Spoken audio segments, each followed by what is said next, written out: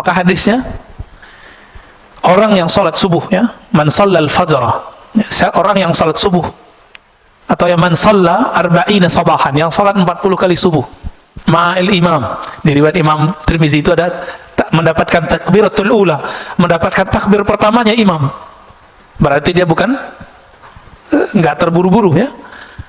Maka setelah 40 hari, azharallahu ya nabi al-hikmah min qalbihi ala lisani. Allah akan pancarkan dari kolbunya ada hikmah, memancar dari kolbu, tumpah ruah dari lewat mulutnya. Coba Pak amalkan itu, coba sekali aja deh. Seumur hidup masa nggak mau nyoba, ya. Supaya kita bisa melihat diri sendiri. Gimana caranya? Supaya kita tidak terhijab oleh diri kita sendiri. Maka dalam kalam berikut beliau mengatakan, ukhruj min awsafi syariyatik, keluarlah engkau dari sifat-sifat manusiawimu. Jam segini kalau manusia setengahnya ngapain Pak? Tidur. Nah itu, keluar dari sifat itu. Ngapain? Kalau nggak ta'lim, zikir. Kalau nggak ta'lim, zikir. Udah itu aja Pak. Cobain zikir setiap ba'da subuh sampai sebelum terbit matahari, 40 hari aja. Itu kolbunya bercahaya itu Pak. Hidupnya akan lebih terasa bermakna. Tapi belum pernah nyoba kan? Nah itu masalahnya. Kenapa? Hadisnya sahih riwayat Imam Bukhari. Allah mengatakan, Allahumma salli alaih, ya, malaikat, ya, Allahumma salli alaih. Setiap kali ada orang duduk di tempat sholatnya, maka malaikat berdoa, Allahumma salli alaih, ya Allah sampaikan salawat kepadanya, rahmati orang ini. Allahumma rahamhu, Allahumma firlahu, ya Allah rahmati dia, ampuni dia. Kita duduk aja Pak, maka enak tidur lagi taklim itu enak. Didoain malaikat. Tapi yang bangun lebih enak lagi, karena dia tahu siapa yang akan bunuh dirinya. Maka dia tunggu-tunggu tuh kedatangan Nabi Isa. Dia tahu Nabi Isa bakal datang. Kenapa? Karena iblis itu dulu kan bertahun-tahun ibadah di alam Jabarut, Malakut Jabarut, masuk langit 1, 2, 3, 4, sampai kemudian menjadi petinggi-petinggi malaikat. Makanya ketika disuruh sujud, itu ada iblis nggak di situ? Masih namanya lama, Azazil. Mau nggak dia sujud? Nggak mau. Padahal dia sudah menjadi petinggi malaikat. Cuma golongan jin. Malaikat itu nur, si iblis ini nar, cahaya, api, sama-sama ada kemilaunya. Samir itu jangan dibayangin badannya gede Pak, ya. Dalam hadis itu dikatakan badannya qasirun, pendek, bantet, topi kekar, otaknya Masya Allah, cerdasnya. Ya anaknya Azazil langsung, anaknya iblis langsung. Jadi jika ada anaknya kalangan jin, kalangan iblis di kalangan kita, itulah si Samiri. Tapi Samiri itu waktu kecil yang mengajar dia siapa? Jibril. Nabi Isa yang ngajar waktu kecil siapa? Jibril juga. Oh jadi ini lumayan pas ini. Tapi Nabi Isa tidak diberi hak oleh Allah membunuh sendiri. Dia harus membunuh nanti bersama wali penutup umat Nabi Muhammad, yaitu Al-Imam Al-Mahdi. Nggak bisa dilihat di sini Pak, rasain sendiri, cicipi nama Allah itu, lalu rasakan getarannya sendiri. Kalau enggak, berarti belum dapat dalilnya, dalil bahwa nama Allah membuat getaran di kolbu. Nah yang sudah dapat ini sudah bakat bisa melihat dirinya, bisa melihat kelemahan dirinya, insya Allah, ya. Nah kembali ke yang tadi, Ibnu Ta'ilah mengatakan, engkau dibukakan, dikasyafkan kelemahan dirimu lebih afdol daripada engkau dibukakan alam gaib. Supaya apa? Supaya apa kita melawan sifat-sifat yang berlawanan dengan ubudiyah itu? Linida'il haqqi mujiban. Supaya kita mampu menjawab panggilan Allah Subhanahu wa ta'ala. Setiap sepertiga malam terakhir itu ada hadis yanzilu rabbuna, Allah turun. Jangan usah dibayangin Allah turun, karena Allah bukan benda, ya. Allah bukan benda, jadi nggak usah dibayangin. Lalu Allah berfirman, adakah yang bertobat, aku akan terima. Adakah yang minta hajatnya, aku akan tunaikan. Adakah yang minta perlindungan, aku akan beri. Jadi nggak usah ke dukun Pak, ya. Dukun tertinggi itu ya sepertiga malam terakhir itu, nggak usah jauh-jauh. Cuma karena kita tidak mau mengikuti jalur ini, maka kita menjadi budak selain Allah Subhanahu wa ta'ala. Kenapa ada maksiat? Kenapa ada kelalaian? Kenapa ada kita-kita ini mengikuti hawa nafsu? Apa jawaban beliau? Pokok penyebabnya adalah satu, ar-ridha 'anil nafs. Kita meridhoi kehendak diri, kehendak nafs, hawa nafsu.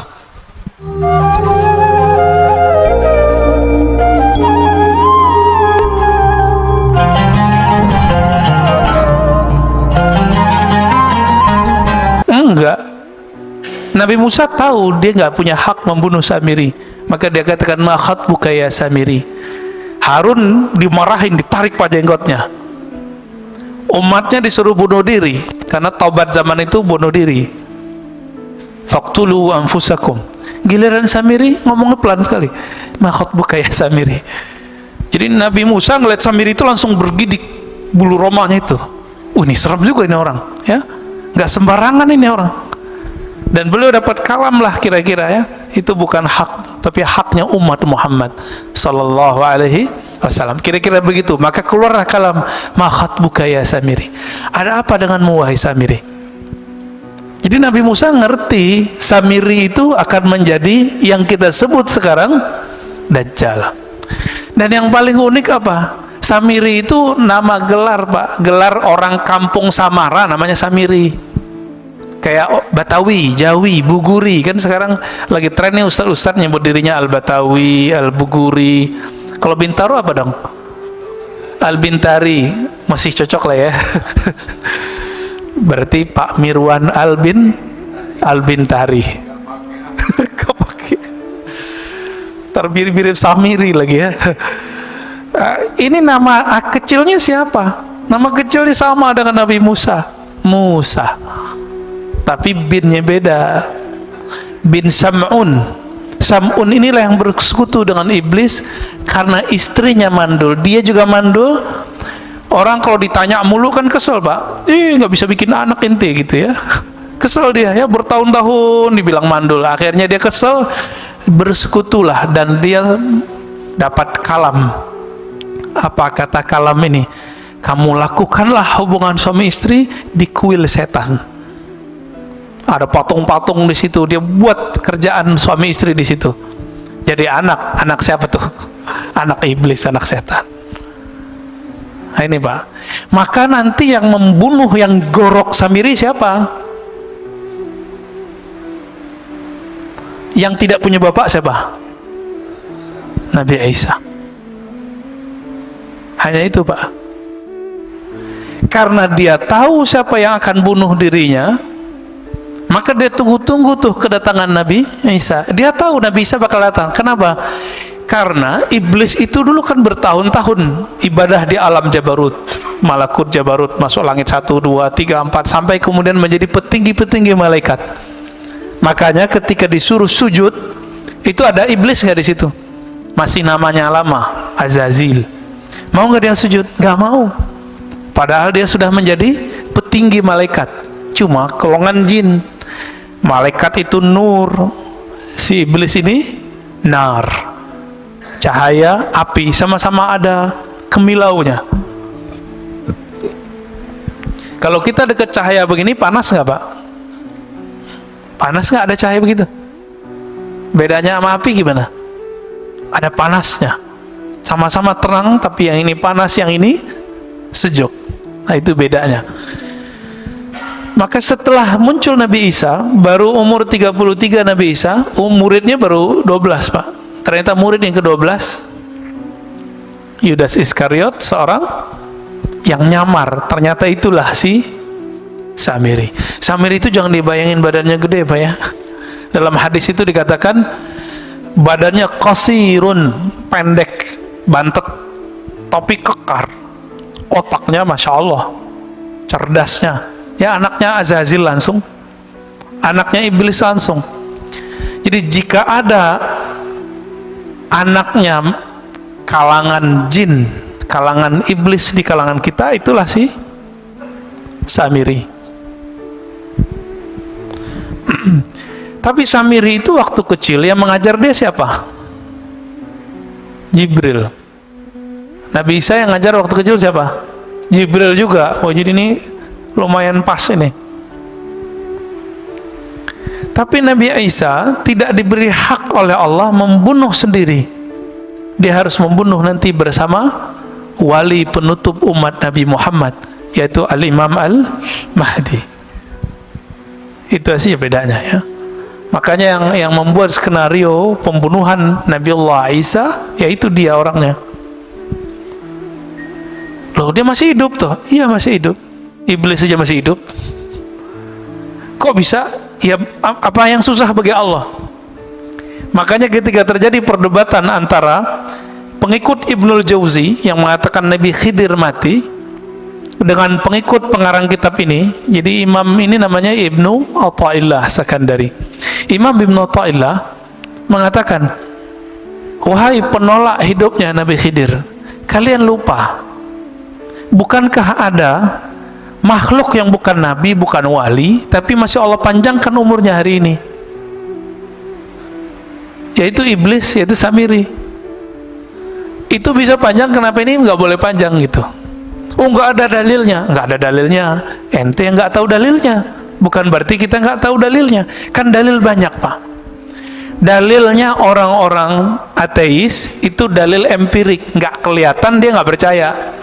Maka ateis itu nggak cerdas-cerdas amat, karena mereka kecerdasannya baru kecerdasan empirik. Empirik ini indrawi, nggak kelihatan, nggak terdengar, nggak ada. Jadi jangan dikira orang-orang ateis itu pinter-pinter pak, itu justru kebodohan. Ada dalil yang kedua, dalil akli. Saya berpikir, saya percaya, saya menerima, oh kayaknya masuk akal nih, saya percaya. Ini dalil yang kedua, dalil akli. Kalau dalil empirik tadi, ini sekarang sudah masuk ke wilayah agama. Yang empirik tadi, kalau saya nggak lihat dalilnya, saya nggak percaya. Berarti dalil itu mesti ada dalam tulisan buku bagi dia. Nah, maka sekarang banyaklah jamaah-jamaah terkena penyakit ini. Mulai nanya ke ustadznya, bagus ya, mana ustadz dalilnya? Kita kasih dalilnya. Nanya lagi, nomornya mana? Ini mulai terjebak gitu pak. Emang nomor semua kita pada nomornya? Coba yang ngaji kitab kuning dulu. Kitab itu kan sama pak, dulu dicetak kuning, sekarang dicetak biru, ya, bukan biru pak, dicetaknya sekarang nih putih, tapi itu sama, itu kitab kuning, nggak ada pak nomornya dulu. Pernah saya dulu membuka kajian Sahih Bukhari, emang nggak ada nomornya di kitab saya, kitab jadul darul. Si jamaah ngotot, mana nomornya ya, kamu lihat aja sendiri. Nah, ini jebakan empirik kepada orang beragama hari ini. Udah nggak percaya lagi sama kiai, sama ustad. Nah, ada dalil pengalaman, itu dalil juga. Bapak yang punya pengalaman hidup lebih panjang daripada saya, itu dalil hidupnya lebih banyak daripada saya. Tapi yang bikin kita beda di sisi Allah bukan dalil itu. Yang nomor 4, dalil zauqi, dalil ruhi, dalil qalbi, dalil yang masuk ke kalbu. Coba di Quran cuma dikatakan iza dzukirallah wajilat qulubuhum, disebut nama Allah kalbu bergetar. Kertasnya bergetar nggak? Disebut pak di Quran surah Al-Anfal ayat 2, disebut nama Allah kalbu bergetar. Bener? Udah bergetar belum? Disebut nama Allah. Loh kok enggak? Nggak bisa dilihat di sini pak, rasain sendiri, cicipi nama Allah itu, lalu rasakan getarannya sendiri. Kalau enggak, berarti belum dapat dalilnya, dalil bahwa nama Allah membuat getaran di kalbu. Nah, yang sudah dapat ini sudah bakat, bisa melihat dirinya, bisa melihat kelemahan dirinya, insya Allah ya. Nah, kembali ke yang tadi, Ibnu Athaillah mengatakan, engkau dibukakan, dikasyafkan kelemahan dirimu lebih afdol daripada engkau dibukakan alam gaib. Gitu ya.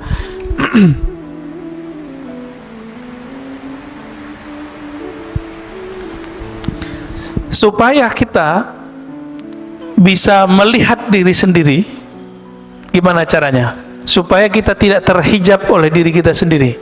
Maka dalam kalam berikut beliau mengatakan, ukhruj min awsafi syariyatik, keluarlah engkau dari sifat-sifat manusiawimu. Jam segini kalau manusia sedangnya ngapain, Pak? Tidur. Nah itu, keluar dari sifat itu. Ngapain? Kalau nggak ta'lim, zikir. Kalau nggak ta'lim, zikir. Udah itu aja, Pak. Cobain zikir setiap ba'da subuh sampai sebelum terbit matahari. 40 hari aja. Itu kolbunya bercahaya itu, Pak. Hidupnya akan lebih terasa bermakna. Tapi belum pernah nyoba kan? Nah itu masalahnya. 40 hari aja. Sayyidina Umar ada masalah 40 hari, 40 hari, 40 hari begitu. Nabi Muhammad SAW ketika beliau berkhalwat di Gua Hira, beruzlah, itu juga sama 40 hari. Nabi Yunus di perut ikan 40 hari. Nabi Adam sujud 40 hari. Semuanya 40 hari, Pak. Maka hadisnya, orang yang salat subuh, ya, man shallal fajra, orang yang salat subuh, atau ya man shalla arba'ina sabahan, yang salat 40 kali subuh ma'al imam. Di riwayat Imam Tirmizi itu ada mendapatkan takbiratul ula, mendapatkan takbir pertamanya imam. Berarti dia bukan enggak terburu-buru, ya. Maka setelah 40 hari, azharallahu ya nabi al-hikmah min qalbihi ala lisani. Allah akan pancarkan dari kolbunya ada hikmah, memancar dari kolbu, tumpah ruah lewat mulutnya. Coba Pak amalkan itu, coba sekali aja deh. Seumur hidup masa nggak mau nyoba, ya. Oleh Nabi Muhammad SAW ketika beliau hidup sudah diringkes jadi 10 hari. 10 hari setiap Ramadan. Kalau sanggup kita 40 hari, itu kita udah bisa, Pak. 4 kali Ramadan nggak perlu itikaf, nggak apa-apa. Ya. Efeknya hampir lebih dahsyat 40 hari itu. Tapi karena Nabi memberi rukhsah kepada umat, karena umatmu mau cari Lailatul Qadar mulu, ya, maka dapatlah itu 10 hari. Jadi kata beliau, Ibnu Athaillah Sekandari, ukhruj, keluarlah kamu dari sifat manusiamu. Malas, ngantukan. Tapi hadir di sini ngantuk aja dapat berkah, ya. Ketiduran dapat berkah insyaallah. Kenapa? Hadisnya sahih riwayat Imam Bukhari. Allah mengatakan Allahumma shalli alaih, ya, malaikat, ya, Allahumma shalli alaih. Setiap kali ada orang duduk di tempat salatnya, maka malaikat berdoa, Allahumma shalli alaih, ya Allah sampaikan salawat kepadanya, rahmati orang ini. Allahumma rahamhu, Allahumma ufirlahu, ya Allah rahmati dia, ampuni dia. Kita duduk aja, Pak, maka enak tuh, tidur lagi taklim itu enak. Didoain malaikat. Tapi yang bangun lebih enak lagi. Sifat basyariyah apa yang dikatakan di sini? An kulli wasfin mutanaqidin li'ubudiyatik. Semua sifat-sifat yang berlawanan dengan penghambaan diri kepada Allah. Males, lawannya apa? Rajin ibadah. Maka sifat males ini, ya, turunannya males, tidur. Kalau anak kampus males ngapain? Nulis skripsi, Pak. Oh, nggak bisa fokus. Gimana mau fokus? Handphonenya main terus. Ini anak-anak kampus nih, ya, nggak bisa fokus. Kenapa? Karena main game terus, main YouTube terus. Akhirnya nggak bisa fokus. Mau S1, S2, S3 sama. Ya, jangan dikira dosen-dosen yang lagi, kan dosen-dosen itu disuruh kuliah sekarang untuk S3. Itu juga kecanduan main handphonenya lebih dahsyat daripada anak S1. Pas masuk kelas kayaknya paling bijak gitu, ya, ngata-ngatain mahasiswanya biar nulis skripsi, disertasinya nggak beres. Sama aja bohong, ya.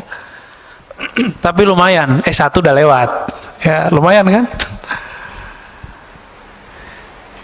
Supaya apa? Supaya apa kita melawan sifat-sifat yang berlawanan dengan ubudiyah itu? Linida'il haqqi mujiban, supaya kita mampu menjawab panggilan Allah Subhanahu wa ta'ala. Setiap sepertiga malam terakhir itu ada hadis yanzilu rabbuna, Allah turun. Jangan usah dibayangin Allah turun, karena Allah bukan benda, ya. Allah bukan benda, jadi nggak usah dibayangin. Lalu Allah berfirman, adakah yang bertobat, aku akan terima. Adakah yang minta hajatnya, aku akan tunaikan. Adakah yang minta perlindungan, aku akan beri. Jadi nggak usah ke dukun, Pak, ya. Dukun tertinggi itu ya sepertiga malam terakhir itu, nggak usah jauh-jauh. Cuma karena kita tidak mau mengikuti jalur ini, maka kita menjadi budak selain Allah Subhanahu wa ta'ala. Wa min hadratihi qariba, dan kehadirannya Allah terasa dekat. Kenapa sepertiga malam terakhir itu spesial? Karena di saat itu tidak ada gelombang suara dari yang lain. Orang nggak tertarik, Pak, mau buka handphone, kecuali yang lagi riya, tahajud yuk. Nah, dalam hatinya tuh terbersit tuh, terbersit. Coba aja cek sendiri ya. Ayo bangun tahajud. Itu setan ngomong, Pak, karena setan ada dalam diri kita. Ayo bangunin orang biar kelihatan kalau kamu udah bangun. Terbersit tuh, hati-hati.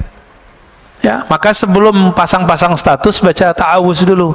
A'udzubillahi minasyaitonir rajim. Aku berlindung dari setan yang terkutuk. Baru, Pak, bangunin orang. Main bangunin aja ya. Belum juga sholat, baru bangun doang ya. Nah, ini saya lihat di grup-grup WA lagi ramai itu, Pak, ya, terutama yang baru-baru gabung. Yang reuni-reuni ya, grup-grup macam-macam lah. Nah, setan masuk juga. Setan nggak bisa main WA, Pak, tapi bisa main WA kita.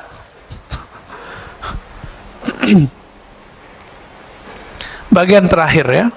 Aslu kulli ma'asiyatin wa ghaflatin wa syahwatin ar-ridha 'anil nafs. Kenapa ada maksiat? Kenapa ada kelalaian? Kenapa ada kita ini mengikuti hawa nafsu? Apa jawaban beliau? Pokok penyebabnya adalah satu, ar-ridha 'anil nafs. Kita meridhoi kehendak diri, kehendak nafs, hawa nafsu. Contohnya nih, kalau melihat yang bening-bening itu nafs bukan? Benar ya? Kita membiarkan mata kita terpapar, Pak. Ya sama aja, mau ustadz ke ustadz sama aja, pendeta nggak pendeta sama, Pak, biksu nggak biksu sama, mau dia vegetarian, mau dia makan daging sama. Jadi jangan dikira orang vegetarian nafsunya rendah, enggak. Orang nggak bernafsu ya nggak makan. Ya nggak makan gimana tuh? Ya puasa terus dia tiap hari. Tapi tunggu dulu, kalau puasanya puasa Daud, itu nafsunya masih bisa besar, Pak. Makanya Nabiullah Daud istrinya 100, gundiknya kita nggak tahu berapa, kan raja. Istri resminya berapa? 100, budak-budaknya lebih banyak. Nabiullah Daud itu puasa Daud loh. Jadi beberapa kiai di Jawa itu menemukan ternyata obat kuat alami itu namanya puasa Daud. Jadi kalau cuma puasa Daud itu bukan melemahkan syahwat, justru syahwatnya tambah kenceng ntar. Ya. Nabi Daud karena tahu dia tambah kenceng, ini ya nikah lagi. Coba kita kan di Indonesia susah mau nikah lagi, Pak. Curhat curcol ya. Itu Pak Mirwan tuh yang curcol tuh, bukan saya ya.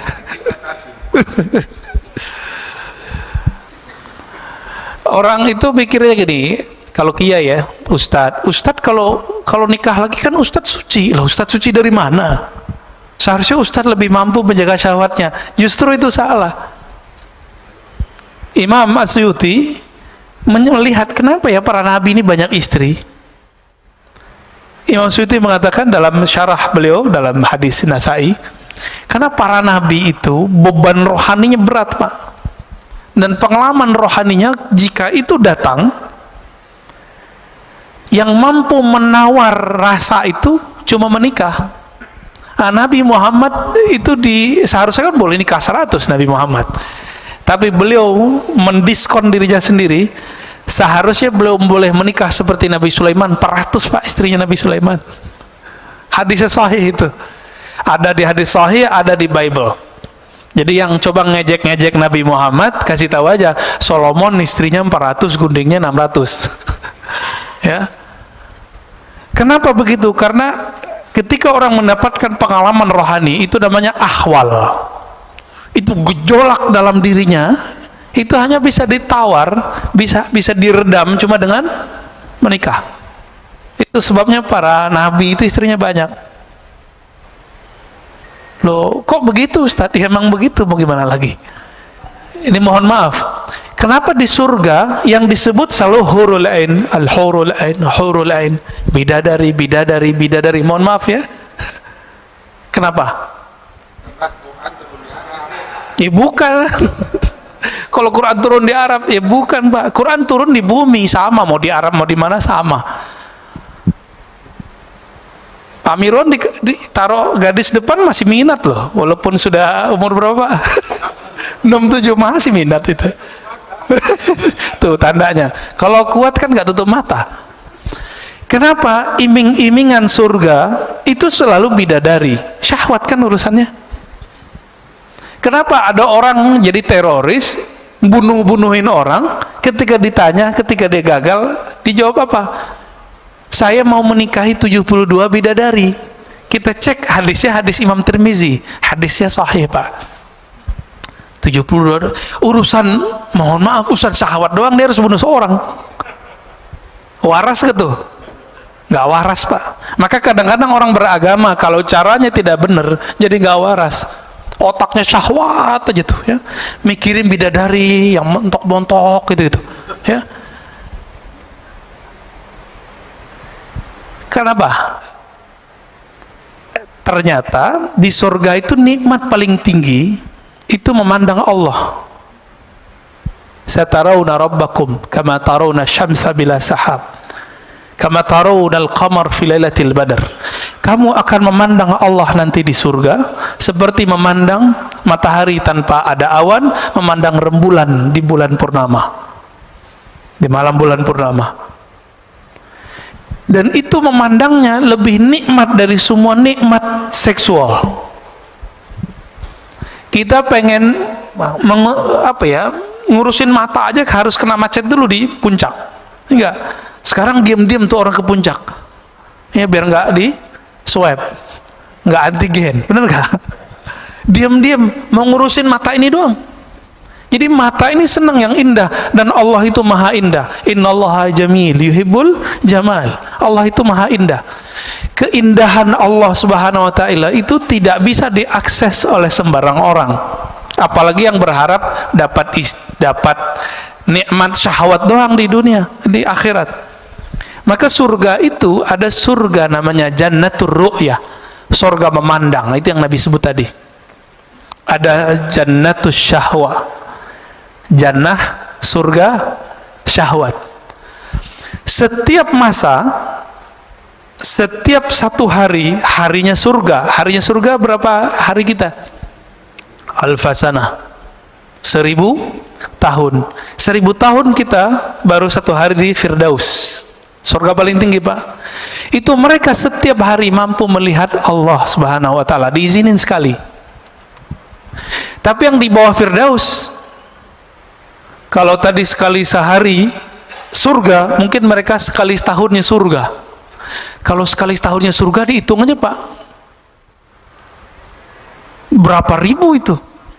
Anggaplah sekali 1000 tahun mereka baru bisa melihat Allah, dan Allah memperlihatkan dirinya sekali. Ketika Allah tidak memperlihatkan dirinya, apa yang terjadi? Mereka mempunyai rasa rindu melihat Allah, musyfiqun. Ya, rasa takut plus rindu.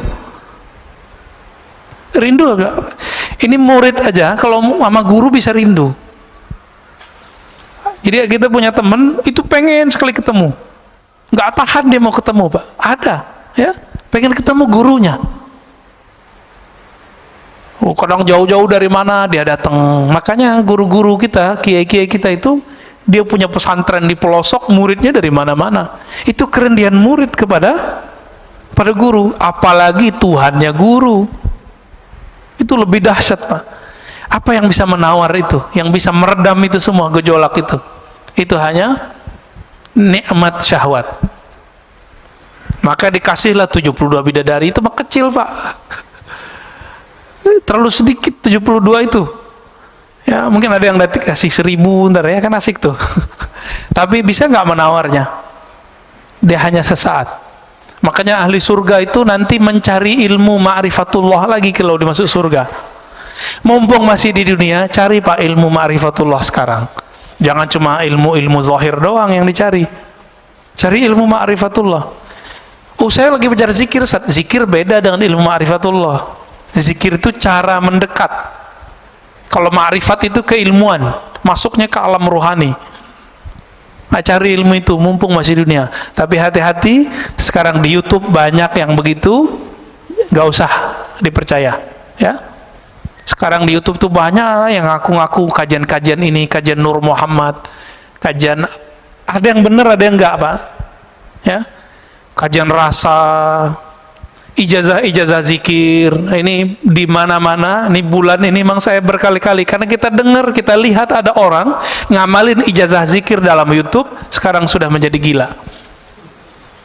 Gak jelas, Pak, untuk ujungnya kemana. Ya, ada yang udah mati juga ada. Ya, nauzubillah min dzalik. Jadi orang waras lebih enak ya. Zikir kalau nggak ketemu sama gurunya nggak usah diamalin. Saya bisa download, Ustaz. Ya nggak usah, biarin itu. Harus ketemu gurunya, dapat ijazahnya. Kalau nggak usah diamalin. Ya, udah amalin aja yang dulu dapat. Gimana Pak Mirwan? Udah. Kita tutup dengan kalimat setelahnya. Ya.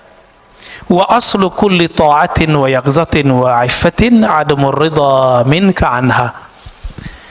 Adapun ketaatan asalnya bukan pada ridho pada syahwat tadi, tapi kebalikan itu, tidak meridhoi syahwat kita. Jika sepertiga malam terakhir, jangan membiarkan diri tidur. Itu yang dimaksud tidak meridhoi syahwat tidur. Kita makan nih, enak, cukup satu kali nambah lah, jangan terus nambah lagi. Nah itu sudah mulai masuk dia itu. Jangan-jangan makannya nggak pakai basmalah ya. Nanti modus, Ustadz kasihan mubazir, nah, itu lain cerita tuh ya. Mubazir kata teman setan, itu lain cerita ntar. Jadi Imam Nu'tailah memberikan oleh-oleh bagi kita supaya kita lebih mengenal diri, sehingga kenal Allah, maka ketahuilah aib diri.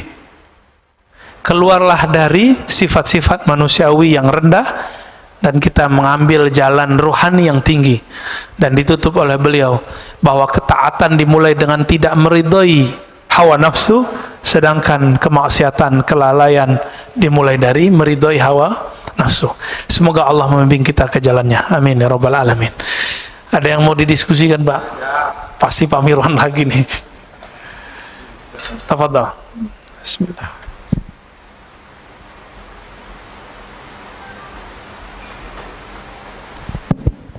Assalamualaikum warahmatullahi wabarakatuh. Waalaikumsalam warahmatullahi. Tadi dikatakan bahwa Musa Samiri, Musa bin Sam'un As-Samiri. Musa Samiri itu sekarang pun sudah ada. Kita semuanya menganggap Musa Samiri itu waktu zaman Nabi Musa aja, habis itu sudah tidak. Yeah. Kalau itu yang terjadi, berarti Dajjal pun demikian. Dajjal pun dari dulu sampai sekarang juga udah ada, bukan kita menunggu Dajjal. Ya, di Indonesia pun banyak Dajjalnya. Ya, nggak usah saya sebutkan satu-satu, nanti rame. Jadi saya kira ngapain nunggu-nunggu Dajjal datang nanti? Dajjal sekarang aja kita basmi. Demikian, assalamualaikum warahmatullahi wabarakatuh. Iya, Samiri itu ya Dajjal, Pak. Jadi ada Dajjal yang teri, ada Dajjal yang kubro, yang asli itu Samiri. Sahabat-sahabat Nabi beberapa diizinkan oleh Rasulullah untuk bertemu. Bahkan ada yang dia lagi berlayar terdampar di satu pulau. Itu Tamim Ad-Dari, ketemu dengan Dajjal As-Samiri. Satu pulau yang mana kita nggak tahu, Pak. Kan katanya pulau, bukan pulau 1000, apa segitiga bermuda apa ya, wallahu alam, kita kan nggak ngerti, itu urusan Allah lah ya. Jangan berspekulasi. Mungkin itu salah satu pulau-pulaunya, tapi itu bukan satu-satunya ya. Lalu ada dajjal yang artinya maknawi. Apa kata Nabi? Setelahku la nabiyya ba'di, tidak ada lagi nabi, tapi akan muncul salasuna dajjalun, muncul 30 dajjal. Jadi Nabi kasih angka 30. Itu yang gede-gede itu. Yang pokok-pokoknya aja. Mulai dari Musailamah al-Kazzab. Namanya Kazzab. Kazzab dajjal sama artinya. Jadi Musailamah al-Kazzab itu ngaku dapat wahyu. Jadi ternyata nabi-nabi palsu ini juga dapat kasyaf dia. Ada yang masuk ke dalam dirinya. Hati-hati Pak ya. Yang dapat bisikan-bisikan belum tentu dari Allah tuh ya. Siapa tahu dari iblis ya. Karena tadi iblis Azazil ini punya ring satu tadi, sekitar 70-an ribu, itu datang kepada calon-calon wali, membisikkan kalam-kalam yang dulu iblis dapatkan sama saya masih menjadi malaikat, menjadi bagian dari malaikat. Jadi iblis itu mempunyai memori takdir. Itulah yang diceritakan kepada dajjal-dajjal teri itu. Makanya kalamnya pengikut-pengikut dajjal yang ini persis seperti yang terjadi. Dia bilang akan terjadi, ini kejadian Pak. Karena itu memori lama yang dia dapatkan dari Azazil. Gitu ya. Ya mirip-mirip kayak nabi, tapi nabi palsu. Nabinya iblis. Wali, tapi bukan waliur rahman, tapi wali syaitan. Ya. Jadi nggak usah kita membasminya pakai apa Pak? Karena dia masuk lewat intelektual, kita masuk lewat intelektual. Dia mau membongkar iman, maka kita pertahankan iman. Nggak perlu kita bunuh Pak dia ya. Itu Pak Mirwan aja yang ngurus tarta. Ya, tafadhol. Ada lagi?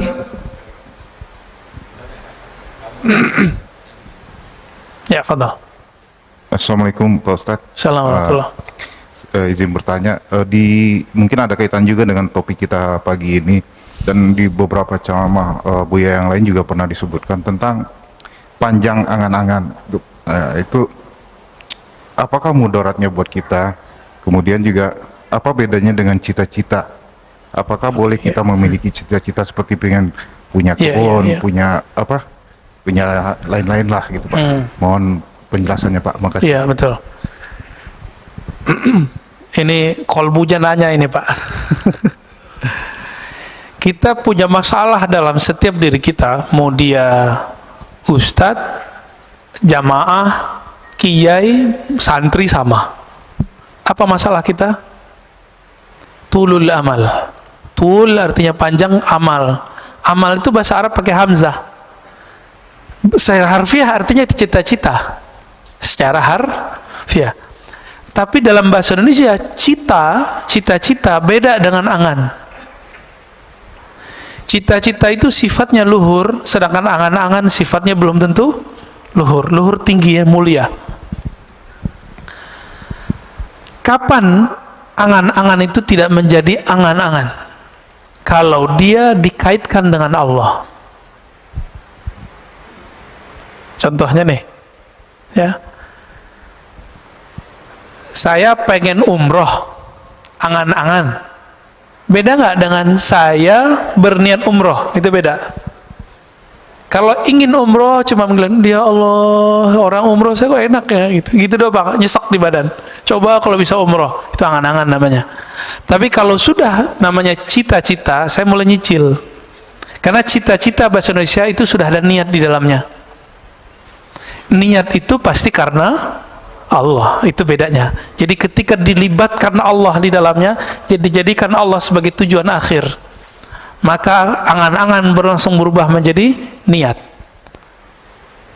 Langsung berubah jadi niat Pak dia.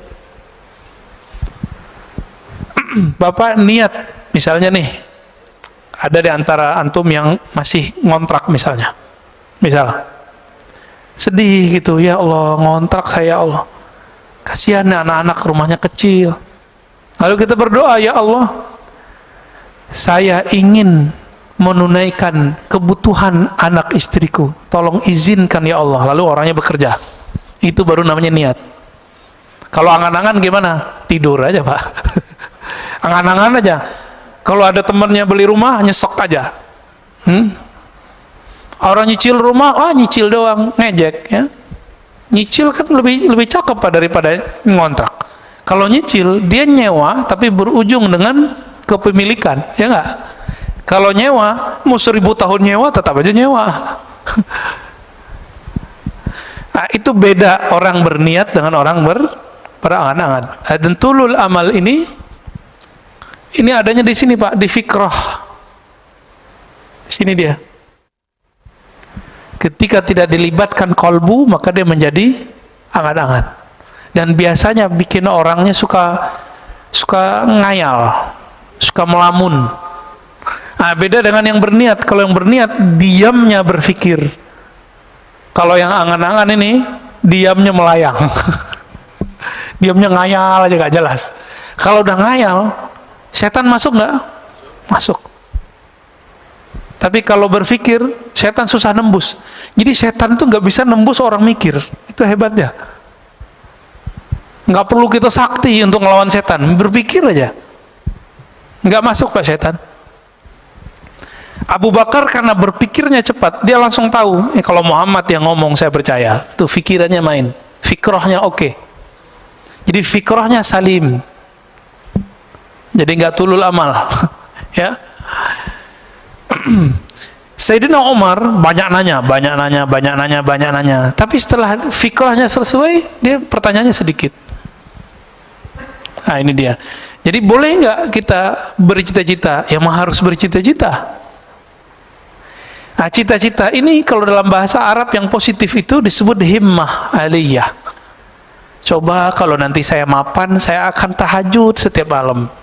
Ya, saya akan misalnya bagaimana? Kayak Pak Mirwan nih, jamaah setiap saat. Saya akan tahfiz Quran, itu namanya cita-cita, himmah. Bahasa Arabnya himmah aliyah. Tapi coba cek Pak nanti, kalau dia sudah mapan, dia kerjakan nggak yang dia cita-citakan dulu? Maka di hikam nomor 2, itu disindir orang-orang yang tuh dulu punya cita-cita tinggi, setelah dia mendapatkan kesempatan itu, cita-citanya dia pinggirkan. Ini setan kan gak akan diem. Setelah semua cita-cita Bapak terwujudkan, maka dikirimlah handphone ke kita, dikirimlah TV online kepada kita. Apa yang terjadi?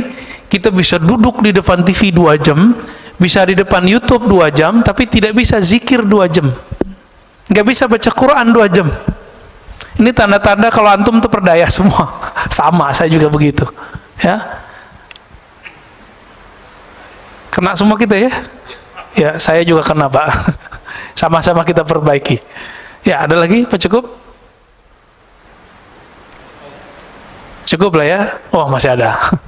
Ini ahlul bait ini. Assalamualaikum Ustaz. Caranya 2 Pak. 1 berguru. Nanti guru itu kasih guidance, kamu amalkan ini. Karena kita percaya sama guru ini, kita tahan Pak 2 jam di depan mushaf. Itu 1. Yang kedua, kalau udah berguru, ilmui apa yang diamalkan. Sahabat itu kenapa sanggup zikir dari ba'da subuh sampai zuhur? Itu mereka nggak beranjak. Karena dia tahu rahasia zikir ba'da subuh sampai syuruk, apalagi lanjut gitu. Kayak weekend begini, katanya kalau sudah mapan pengen di masjid aja, ya kena corona Pak. Intinya masjid apa? Zikir toh. Intinya masjid baca Quran, intinya masjid taklim. Ini taklim bentar aja udah gelisah, ya kan? Udah syuruk nih. Ini cara setan nipu nih Pak, hati-hati. Hati-hati di situ. Ya. Nah, tapi yang belum tahu ya nggak apa-apa. Lebih afdal ngaji apa sholat? Hah? Ngaji, beneran. Dulu Imam Malik lagi taklim, azan, kan beliau ngajarnya di Masjid Nabawi, azan Pak. Tiba-tiba ada seorang murid langsung dikemas tuh kitab-kitabnya, dimasukin ke kopernya lah kalau gitu sekarang. Lalu Imam Malik nanya, bro, ente mau kemana? Mau sholat sunat tuan guru. Apa kata Imam Malik? Oh gitu ya, menurut kamu lebih afdol berilmu atau sholat sunat? Apa jawabannya? Bingung juga dia, Pak. Tapi dia pikir-pikir, iya ya, berilmu.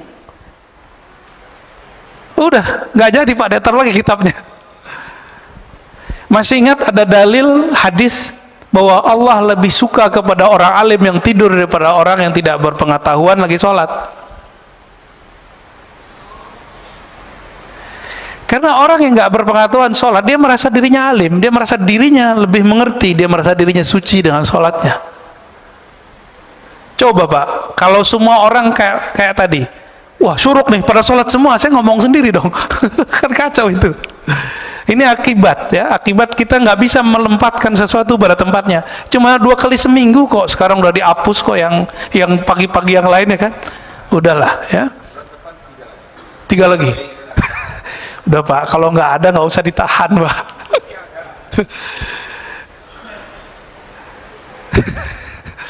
Jadi Bapak saudara Allah, ini mohon maaf kalau ada yang tersinggung ya. Silakan tersinggung. Kalau ada taklim, siapapun yang taklim, suka nggak suka, nyaman nggak nyaman, duduk aja. Antum dapat berkahnya lebih afdol dari 100 rakaat sholat kita Pak. Dalilnya ada di Sunan Ibnu Majah, hadisnya hasan. Dan Imam Syafi'i mengatakan begitu juga, aku mempelajari 1 bab ilmu lebih aku sukai daripada sholat 100 rakaat. Kalau di hadis Ibnu Majah 1000 rakaat. Itu sebenarnya angka-angka aja. Kalau wali Allah sholat karena dia sholat dengan ilmu, itu lebih afdol dari 1.000.000 rakaatnya orang awam. Itu kan angka-angka aja. Maksudnya gimana? Kalau orang berilmu, ya Allah pandang kolbunya Pak. Kolbunya mau denger nih.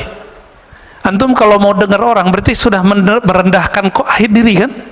Berarti waduh, Allah pandang Pak. Kalau udah nggak mau dengar orang, Allah pandang nggak sholat kita? Nggak dipandang sholat kita.